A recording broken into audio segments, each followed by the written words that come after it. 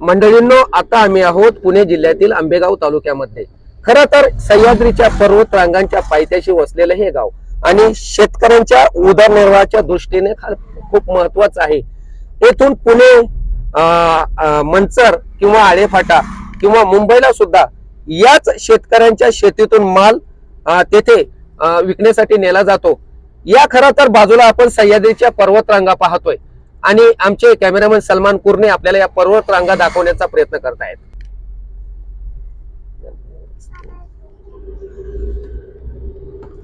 आम्ही आता चाललोय या घोडेगाव मधून डिंबा धरणाकडे. खरं तर भीमाशंकर आणि घोडेगाव यांच्या मधोमध असलेलं हे डिंबा धरण शेतकऱ्यांच्या दृष्टीने खूप महत्वाचं आहे आणि येथूनच घोड नदीमधून ते पाणी व शेतकऱ्यांच्या शेतीसाठी सोडलं जात आहे. चला तर आपण चाललोय आता डिंबा धरणावर.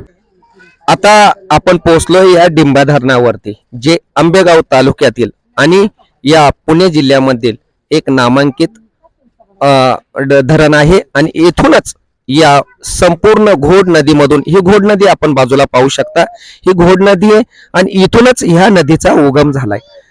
या पूर्ण शेतकऱ्याला सुखी आणि समृद्ध करण्याचं काम ह्या घोड नदीने केलंय. या ठिकाणी मुंबईवरून काही पाहुणे मंडळी जे या ठिकाणी हे धरण पाहण्यासाठी आलेत, त्यापैकी आपण या ताईंना विचारूया की हे धरण पाहिल्यानंतर आणि हे आंबेगाव तालुका पाहिल्यानंतर तुम्हाला कसं वाटलंय. ताई, या धरणावरती आपण पहिल्या वेळेस आलेत का याच्या अगोदर आले होते? नहीं, फर्स्ट टाइम है. फर्स्ट टाइम है. अच्छा, आपको हिंदी समझ में आती है, मराठी इतना? दीदी, आप इस धरण पर इसके पहले कभी आए थे? नहीं, फर्स्ट टाइम है. ये जो दीदी बता रहे हैं कि हम फर्स्ट टाइम आए, आपने ये धरण को कभी देखा नहीं? नहीं. अभी देखे, आपको कैसा लग रहा है? बहुत अच्छा लग रहा है. मंडळींनो, त्या ताईंना मराठी इतकी जमत नाही, आपण त्यांच्यासोबत हिंदीत बोलण्याचा प्रयत्न करतोय आणि त्या ताई या आपल्या प्रतिक्रिया देतात की या धरणावरती आल्यानंतर आम्हाला एक आनंद भेटतोय आणि पहिल्यांदाच आम्ही या धरणावरती आलोय, आम्हाला एक पर्यटन स्थळ म्हणून हा धरण खूप आवडलंय असं सांगतात.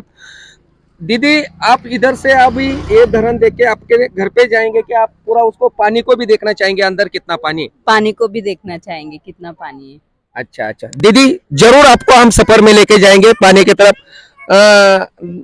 दादा, आपण या ठिकाणी आलात आणि आपण या धरणाला पाहताय. या धरणाबद्दल खरंच तर या धरणाला बांधण्याचं कार्य आपल्याच जिल्ह्यातील लोकांनी केलंय आणि या ठिकाणी त्यांनी बांधकाम आपल्याच जिल्ह्यातील लोकांनी केले असं सांगितलं जातंय आणि या घोड नदीमधून आपल्या सर्व शेतकऱ्यांना सुखी आणि समृद्ध करण्याचं काम हेच धरण करतंय. याला डिंबा धरण बोलतात. भीमाशंकर आणि मंचर या दोन्ही मूळ गावांच्या मध्ये डिंबा धरण बांधले. आपल्याला कसं वाटलं या ठिकाणी आल्यानंतर?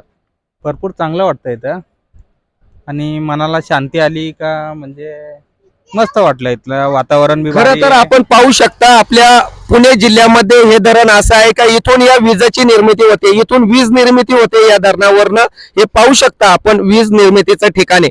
आपल्याला या कॅमेऱ्याच्या दृश्यामधून आपण दाखवण्याचा प्रयत्न करतोय की या वीज निर्मितीचं ठिकाण आणि वीज निर्मिती कशा प्रकारे होते. चला तर या ठिकाणी दुसरे दादा आहेत, आपण त्या दादांकडे जाऊया. दादा, कुठून आलेत आपण? वापगाव मधून. वापगाव मधून आलेत आपण. याच्या अगोदर कधी या ठिकाणी आला होता काय? नाही ना, नाही आले. नाही. खर तर याच धरणामधून या घोड नदीचा उगम झालाय आणि घोड नदी येथूनच वाहते. या घोड नदीचा तुमच्या वापगावला काही फायदा आहे का? नाही नाही, फायदा नाही. नाही.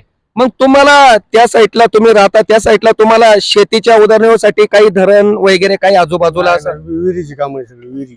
विहिरीमधून, विहिरीचाच प्रवाह तुम्हाला हे करतोय. ठीक आहे, धन्यवाद दादा. या ठिकाणी एक आपल्या दुसऱ्या सुद्धा या ठिकाणी मावशी आहेत, आपण त्या मावशींच्या जवळ आलोय. मावशी, याच्या अगोदर तुम्ही या धरणावरती कधी आले होते? नाही, कधीच नाही. कसं वाटलं तुम्हाला या धरणावरती? हो, चांगलं वाटलं. चांगलं वाटलं. खरं तर या धरणाला मी सुद्धा या धरणावरती 3 ते 4 वेळेस आलोय, पण ज्या ज्या वेळेस येतो धरणावरती आपल्याला पुन्हा पुन्हा पाहण्याचा महत्व आवरता येत नाही. खरं जर पुन्हा आपल्याला या धरणाला भेट देण्याचा जर कधी आपल्याला वाटलं का त्या धरणावर जायचं, आपण नक्की याल का? नक्की आहे. आनंद वाटला ना पाहून? आनंद वाटला. मित्रांनो, या ठिकाणी आपण या पाहुणे मंडळींच्या आणि आलेल्या या पर्यटकांच्या प्रतिक्रिया जाणून घेण्याचा प्रयत्न केला.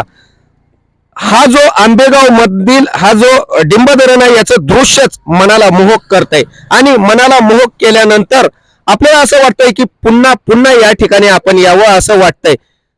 धन्यवाद आणि नमस्कार मित्रांनो.